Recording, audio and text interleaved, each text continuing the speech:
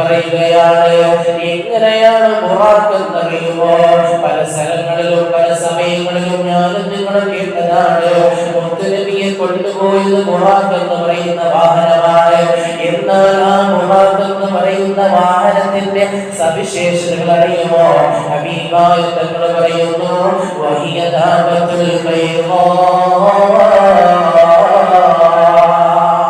നല്ല വെളുത്തതാണ് ആ മൃഗം.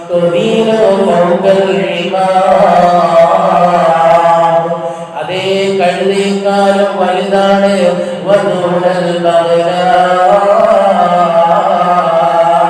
കോവർ കഴുതേക്കാളും ചെറുതാണ്.